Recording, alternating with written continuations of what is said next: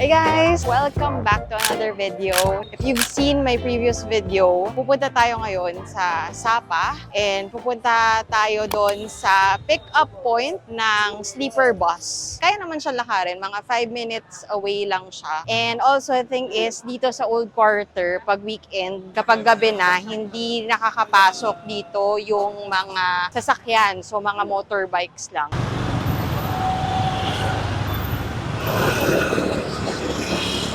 So I think this is it, VIP Business Cabin. We have booked this on trip.com. Actually, nakita lang namin din to sa TikTok. And we were actually looking at Klook nung bumibili kami ng bus going to Sapa. Yung cabin, parang pang isang tao lang siya. Medyo nalilito kami kung paano yung mechanics nung pag-book sa Klook. Kasi parang default, naka one person lang siya. And then kapag dalawa kayo sa isang cabin, parang magbabayad ka separately ata sa conductor or sa driver, parang gano'n. But this one, parang medyo mas seamless lang kasi yung process. Itong VIP business cabin is around 1,800. Round trip na yon. So, going to Sapa and going back here to Hanoi. Ayan. Ito yung ticket namin. So, group bus. Tapos, kinokontak ka naman din nila by WhatsApp. May nag-message kay Shein ng kung ano yung details ng pick-up point, ganyan.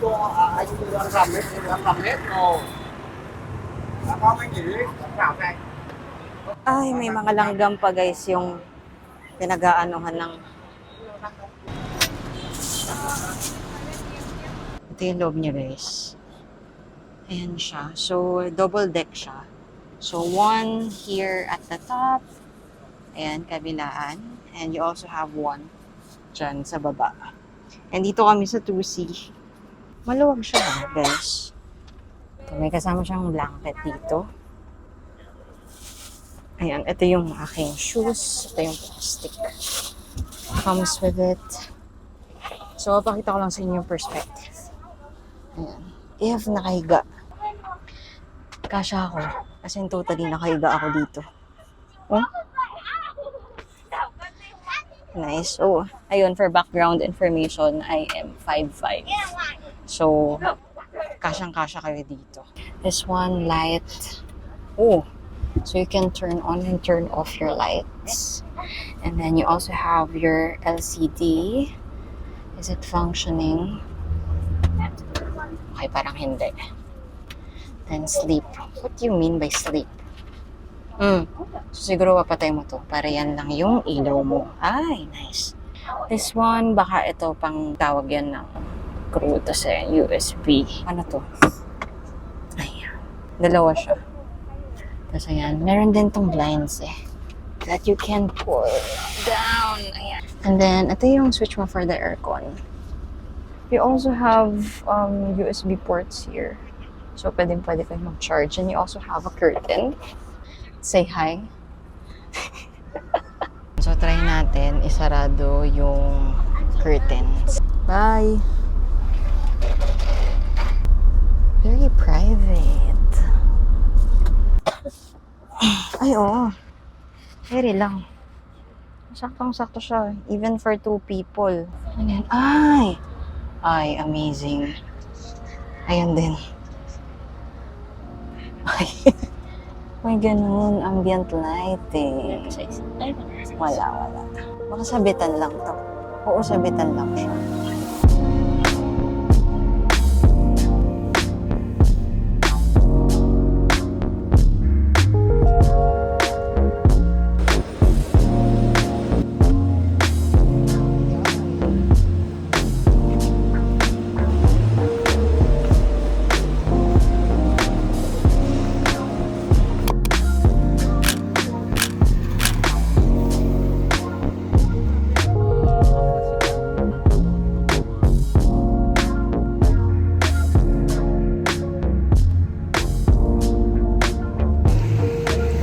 Namin alam kung makakapag-check-in na kami. Actually, walang tao sa lobby.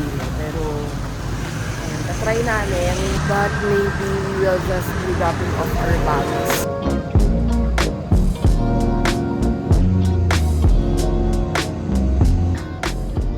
Kami ay pupunta na sa Viet Trekking Hotel kasi doon magbe-breakfast kami. Doon makikita nyo yung dumadaan na train. Yun yung train na actually galing sa Fancy Pan. And later we will be going to Fancy Pan. Oh, eto na pala yung Grab.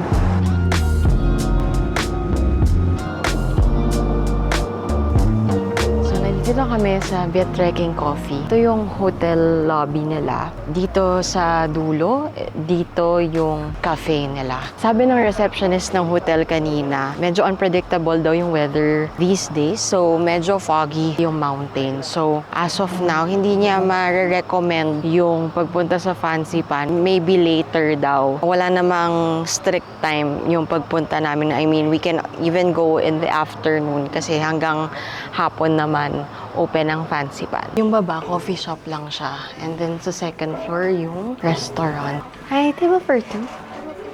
Yes. Oh, we pay now? Yeah. Okay. Here. Yeah, thank you so much. Thank you.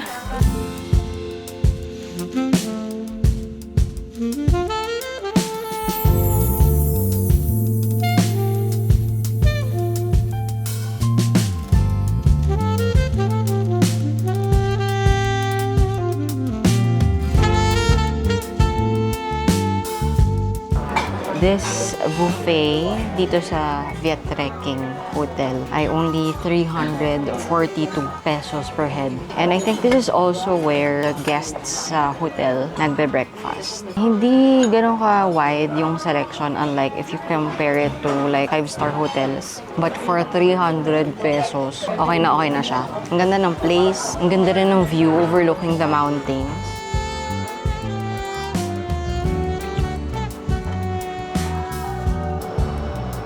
So, bumalik kami ngayon dito sa Viet Trekking Coffee. Occupied lahat ng seats na along the balcony. Nagaantay lang kami ng availability para lang makakuha kami ng shot na dumadaan yung tren. Napakababaw. Hi, one sapa and one tavan. Yeah. Do you want anything else? No, that's all. Nakatsempo kami. Nag-ask lang kami kung pwede kami makiupo. Antayin lang din namin na umalis. And we also ordered, actually, mga Viet Trekking signature. Sheen got the tavan. Tama? Again, di namin alam kung tama ba yung pronunciation. But this one is sapa. Sarap yung icing. Di mo bet? Parang walang lasa.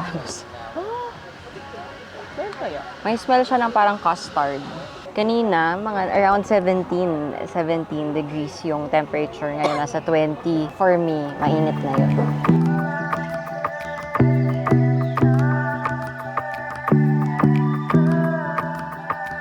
We have already booked a Grab going to Sun Station. So, yun yung papunta ng Fancy Pan. So talaga kanya-kanyang diskarte talaga yung mga taxi dito. Kasi yung nasakyan namin, siya na din daw yung susundo sa amin. There are actually cloak packages that you can purchase. Yun yung mga transfers nyo, yung mga cable car, yung train na sasakyan nyo. And we purchased the package na kasama yung train going up to the peak para hindi na kami aakyat ng hagdan. So the package was around 2,400. And again, I will put the link where you can purchase your tickets in the description box. And don't forget to also use my code, Klok Samantha.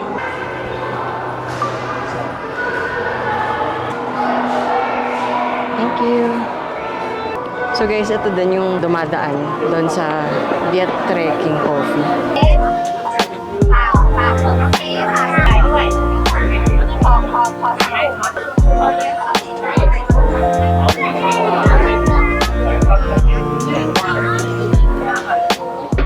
So, tapos na tayo sa first na ride. And then, ang next naman is yung cable car.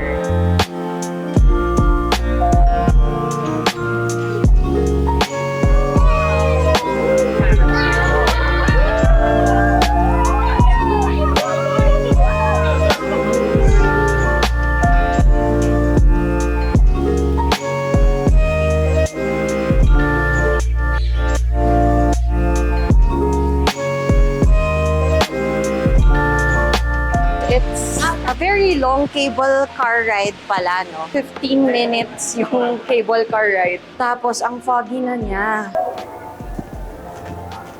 Yung Klook ticket namin, meron siyang kasama na rail, yung pataas pa ng summit kasi parang, ano ba, like 400, 600 steps ata paakyat ang gagawin mo para makatungtong ka dun sa pinaka-summit nitong Fansipan. So, itong Fansipan is actually 3,143 meters ang taas niya. It will take you 2 to 3 days to hike the summit of the Fansipan Mountain.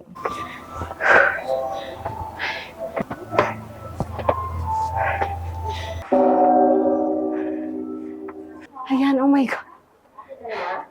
Oo. Pero grabe yung mga tao na hindi mag-monorail ha. Kasi kakakita ko lang iakitin pa ng ibang tao. Like, oh my God. I'm not gonna survive. Ayun guys, oh. Yung akitin pa ng ibang tao. Ang foggy lang sa taas, grabe. Pero, that is the monorail that we are going to ride.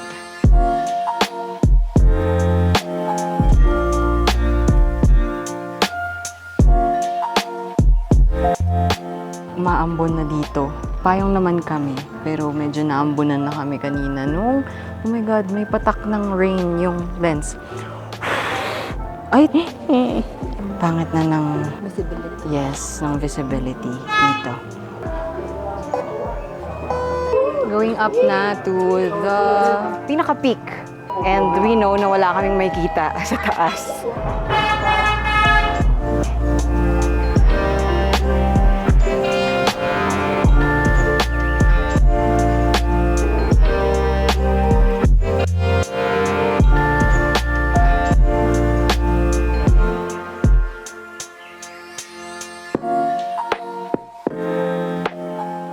Bilis lang guys nung monorail. Ang tarik niya, mapapaganon ka talaga. Akala ko kapag naka-monorail ka na, wala ka nang aakitin pa. Like yun na yung peak. It's fake news. Ang daming hagdan. Ito na yung pinaka-peak. You already have the 3,143 meters.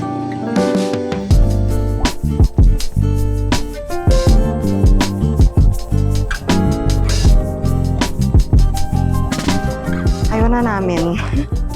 Kasi wala rin kaming gaano makita eh. Pili kami ng ticket na pababa naman. Ticket going down? 240? Yeah. It's either you will hike down, all the way down, or ayun, mag-monorail ka ulit. Guys, walang katapusang hagdan. Grabe. Itong activity na to, hindi ko siya gano'ng ma-recommend sa seniors. Unless malakas yung senior. Yung mga seniors kasi sa taas. May mga senior pero ayun nga, may mga nag-aalalay din sa kanila. Pero kung ganitong weather, parang I don't recommend it. Kung siguro maganda yung visibility, go ahead. You can actually purchase your tickets naman dito na mismo. So you can, gauge kung okay yung weather. Tsaka lang note na kahit meron kang ticket na pa cable car, monorail, and all, ang dami pa ring hagdan. So be prepared lang. So, meron dito actually yung malaking Buddha. Pero it's only accessible via hike and they closed it. Ito yung daan pa-hike. Kasi nga, basa yung stair. So, it's dangerous.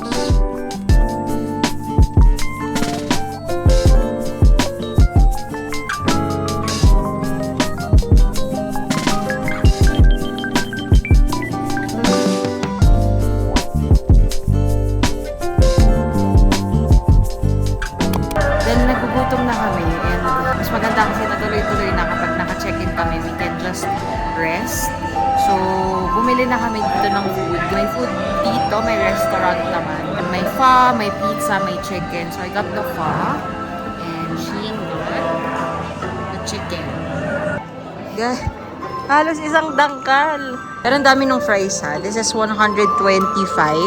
Medyo pricey, syempre, kasi tourist price talaga dito. Then this is 95,000. Nakasakay na kami ng cable car pa baba. So, ang ticket pala dito is the same lang nung Klook. So, you can just scan that. So, the only ticket na pinurchase namin or yung need nyo i-purchase is the monorail. Yung galing dun sa peak.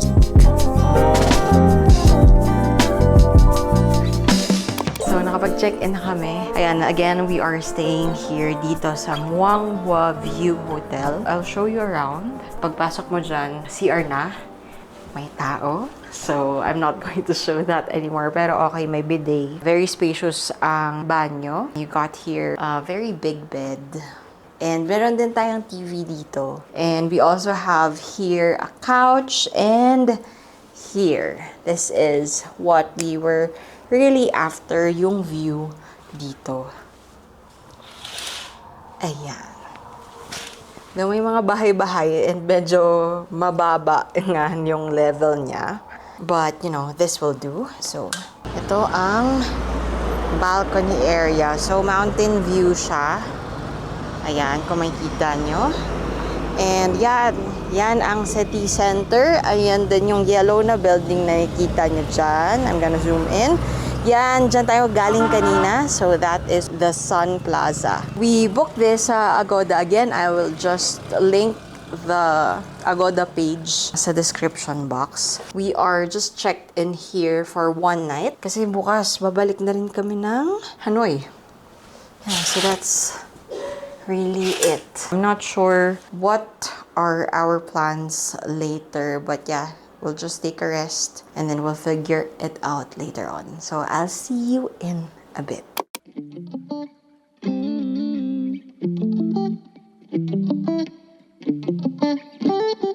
Ayan guys, nandito na ho kami sa riverbank sa Marikina. Kitang-kita nyo, alive na alive ang aking likod. Charot, nasa Sapa Lake tayo. May mga ganap lang na mga lights and all. Pero grabe, sobrang alive na alive ang Sapa ng gabi. Sobrang daming ilaw.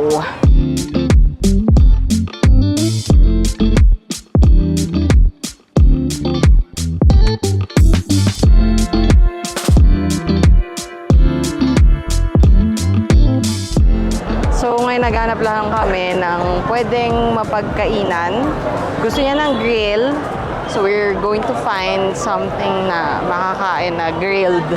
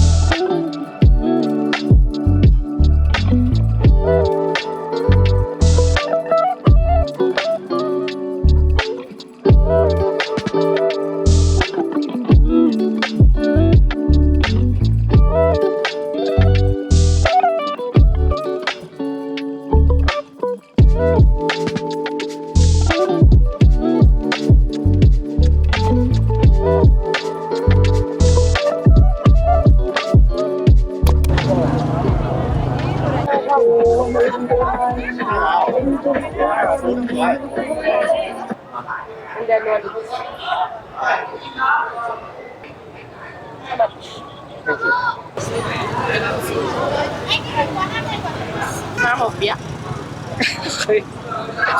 Patingin na loob.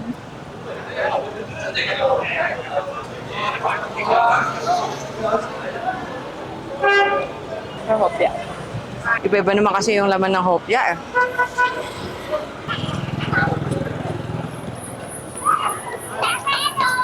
Oo, masarap yan. Check out pa kami ng iba kasi gusto namin bagong luto. Ah, ito yung nasa loob. Ito raw yung nasa loob. Parang kastanyas. Tanong mo, baka pwedeng freshly cooked.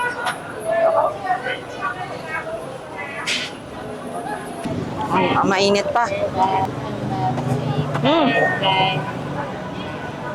Fresh. Ito yung flavor na parang ayaw mo, pero bago. Pipiliin ko mas siya.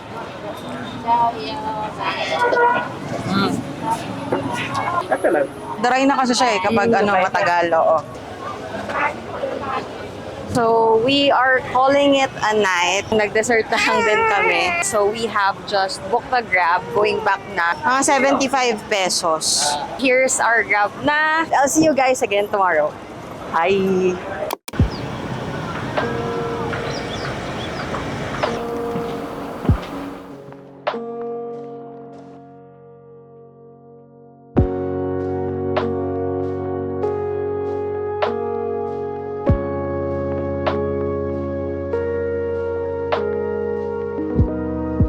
Hey guys, good morning. It's our last day here. Half day lang kami dito kasi we will be going back to Hanoi na mga around 1 p.m. And yung checkout namin sa hotel is at 11. And mag-breakfast pa lang kami. We just plan to eat and then later on, we will also be going to Cat Cat Village. Pero hindi na kami masyadong mag-iikot doon kasi alam ko medyo malawak yung lugar. Ito kami sa Aloha Coffee and Fast Food. Ang food dito ay actually somehow medyo westernized. May spaghetti, may pizza. Pero meron pa rin sila ng mga Vietnamese, onting Vietnamese food.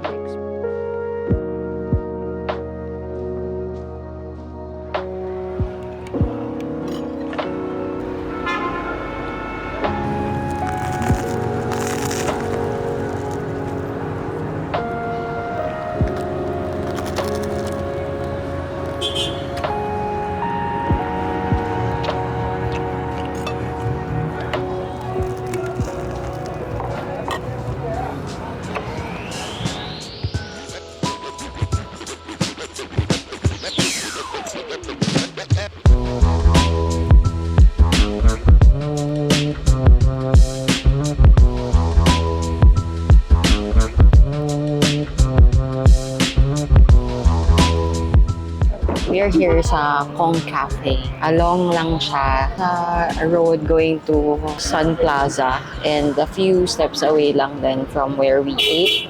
Sayang wala yung parang nakatag na bestseller sa kanila, yung salt coffee nila. But we got the coffee with condensed milk and salted cream. And we also got the parang iced brown coffee. Ang init. Tingnan nyo naman ang get up namin, mga naka-long sleeve na naman kami. Ay, nako. Nainitan ka. Ang ganda rin ng aesthetics ng Kong Cafe. Very Miss I Go. Doon alam ko ayaw ng mga Vietnamese sa play na yun. Kasi very stereotypical daw and parang hindi maganda yung image na binibigay ng play na yun sa Vietnam. Kung ano man yung set and props ng play na yun, parang ganun yung vibes niya. Very talagang army green, wood.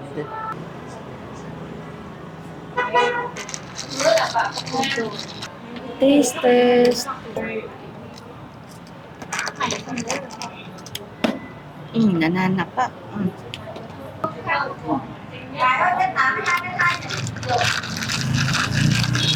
Masarap sa akin. Pero masarap din naman. Matapos lang.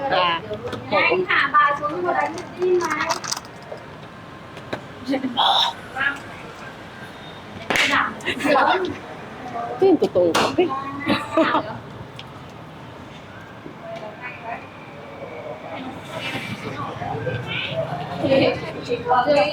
Ba't ganun parang umiinom ako ng natunaw na hot fudge ng McDo na nilagyan mo ng hint ng coffee.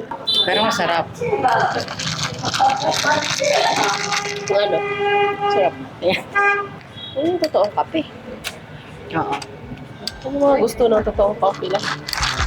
Sa mga fake kami.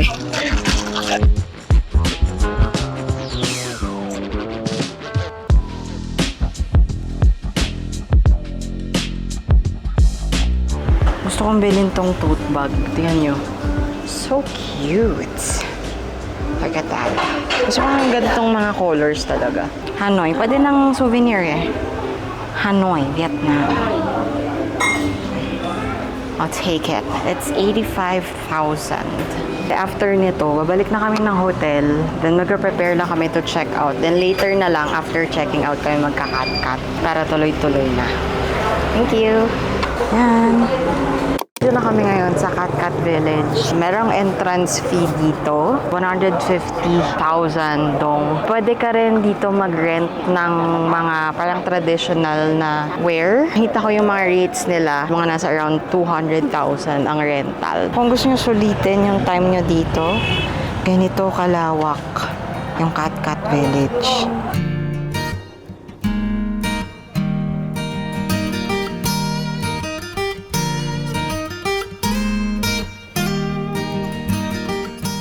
So yun guys, yung nakita nyo parang tree house dito.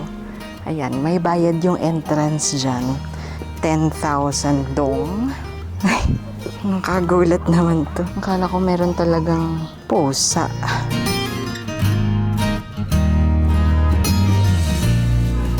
Mga handmade leather. Pero parang more on panlalaki naman yung ganitong type. You see here. This peacock here. Yeah. You give money here.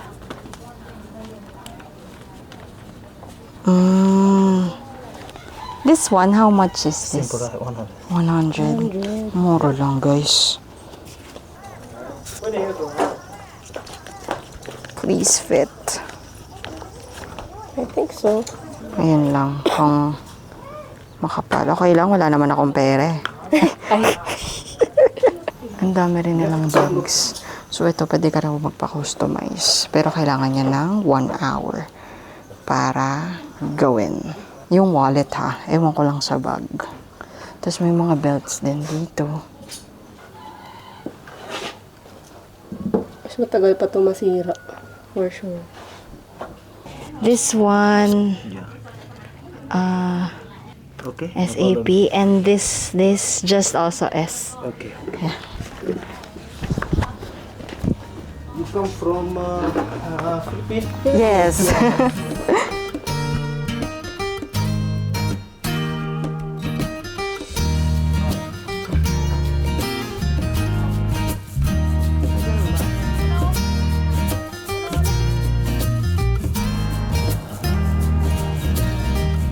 Ang mamura ng mga bilihin dito, imagine yung wallet na binili namin, ang isa is nasa 200 pesos lang. Leather na yun ha. Ngayong mga bag din dito, tumatawad sila. Kapag naglalakad ka palayo, tatawaran pa nila. Mga maabot din ng mga 200 pababa yung presyo kapag tinawaran mo. Para sa mga nanay. Yes. For mama, it's just 150,000. Okay din dito, mamili na rin ng pasalubong kasi mura. Nakakita ka sa TikTok, mas mura daw mamili ng pasalubong dito. Sa Katkat. So like, mga around 200 pesos, may bili ka ng mga shawl, bag, wallet. Ang dami niyang gusto. Lahat ng madaanan, may tinitingnan siya. Of course. Siguro mas nagmumura kung pababa ka ng pababa, no? May mga bag ka na less than like 100 pesos. Correct. Amazing. Ito rin, no, 20k to 30k. Ano to? Mga 50 pesos lang na mga pouch. Maliliit na bags. Good luck lang. God, good luck. Madali bumaba. Guys, pababa lahat. Pababa lahat dito sa Katkat. Pero syempre pag i-exit ka, nasa taas. So, good luck. Ang ano pa nung bababaan mo ng mga bato, hindi siya yung proper na stairs. Ayan guys, ang aming aakyatin. Abort mission na din kami dito kasi kailangan namin bumalik sa hotel. Yung restaurant na inaay namin, coffee lang. Walang ano. Tsaka umaambon. Hawak. Nakakuha kami ng motor. Sarap siya. Unfortunately, hindi na kami talaga nakaabot doon sa waterfalls kasi sobrang gawala sa oras. And grabe yung paakyat. Buti na lang, yung pinagbilan namin ng water, inoferan na kung gusto ba mag-motorbike. Yung motorbike na kaming dalawa, 50,000. So yan, nag-book na lang din kami ng Grab. Medyo magpapahinga lang kami. Nandito lang kami sa lobby ng hotel. Nagbihis ako kasi grabe, sobrang pawis na pawis yung damit ko na suot ko kanina. Hindi ko kakayanin na yun yung suot sa bus. So yung binook namin na transfer from Hanoi to Sapa and Sapa to Hanoi, kasama sa package na transportation going to your hotel and pick up from your hotel. Nung nagpunta kami ng Sapa, hindi kami ma-pick up sa old quarter kasi sarado or hindi nagpapasok ng mga sasakyan sa old quarter. So hindi na kami nakapag-lunch kasi around 1 o'clock to 1:30 daw kami pick up dito. Meron namang mga stopover, 2 stopover actually yung sa bus. So bababa na lang kami para kumain mamaya. And 6 hours din yun. Yeah. So ito mga ano talaga kami, 1 o'clock kami na pick up sa hotel. Dito kayo binaba nung taxi. And actually, dito rin kami binaba the other day nung pagdating namin dito sa Sapa. So, this is the bus that we are riding. Again, ganun ulit. Kailangan tanggalin yung shoes and ilagay sa plastic. Maulan. Buti na lang. Kung kailan pa alis na kami. Tsaka, umulan dito sa Sapa. Yun. I'll see you guys in a bit. Bye-bye. Guys, nag-stop over na kami dito. Ito yung first stopover. Bali yung stopover is 30 minutes. So yung stopover dito, meron naman siyang CR. Madami din actually yung mga mabibilhan. May mga ulam-ulam. Yung CR nga pala is may fee siya. 3,000 dong. Looks like a beef? Yeah, I think sausage meat to. We just got dropped off dito ulit kung saan kami pinick up ng bus. Kasama sa package namin is may maghahatid sa amin going back to the hotel. Ngayon nakaalis na yung bus. Wala pa yung parang transit car na maghahatid sa amin sa hotel. Kasi diba ang expectation kapag baba mo dito is dapat nandito na yung transit car. So nag-message lang ulit si Sheena kung mag-aantay pa ba kami. Grabe, gutom na kami. Ever since from the breakfast, yun yung last proper meal namin. Nag-grab na lang kami pabalik dito kasi ang tagal, gutom na talaga kami. Bababa lang namin yung mga gamit namin tapos lalabas na ulit kami. So excited to eat? Are you excited to eat? Yes. But nalipasan na ako. Nick.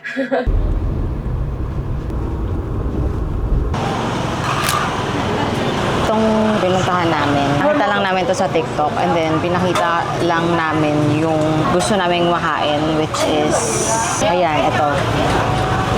Pero pho siya ha. Pero wala siyang sabaw. Egg siya. Egg yolk. Kasi may mix mo siya. Parang kakaibang klaseng pho. And we are seated just right along the sidewalk lang talaga as in. Tingnan nyo si Sheeny. Yan. And ang kanyang likod ay ang kanilang mga hugasin. So yung mga kumakain dito, ano talaga, walang foreigner actually. So mga locals lang din yung kumakain. So hopefully that's a good sign.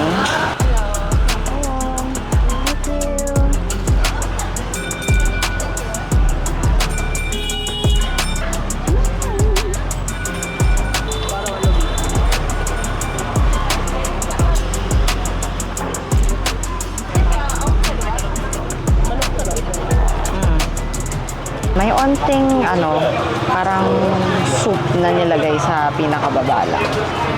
Para may moisture. So, para hindi siya magda-dry out. Parang sriracha nila.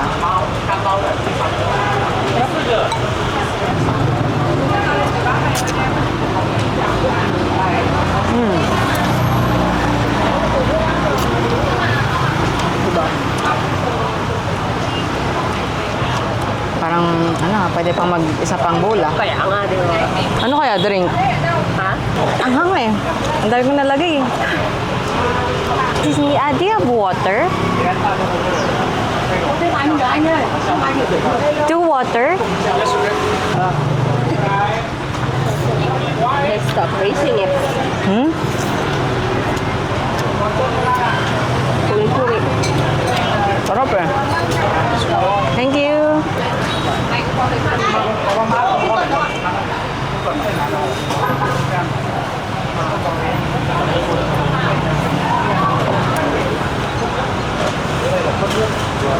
So yung sahog niya, meron siyang toge, coriander, tsaka fried na garlic, tsaka peanuts. Ganito yung cut ng chicken niya. Manipis na mahaba.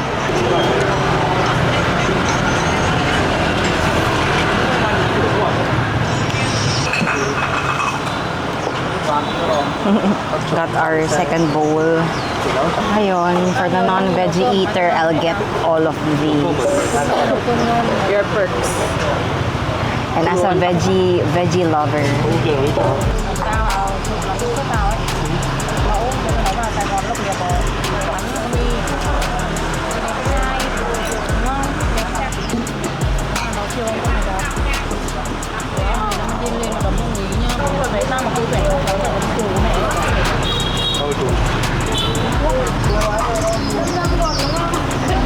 ayun, sobrang sarap nung kinain namin. Try nyo yun. I would recommend. I mean, hindi naman kami order ng third bowl namin if it wasn't that good. Worth the visit siya. So ngayon naman, we're just walking, going back lang to the hotel. Maaga pa kami tomorrow. Ayun lang, I think I'll be ending this vlog here.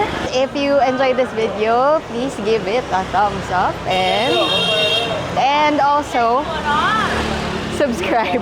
Grabe yung mga motor dito, nakakagulat. I hope I'll see you again in my next video. Bye!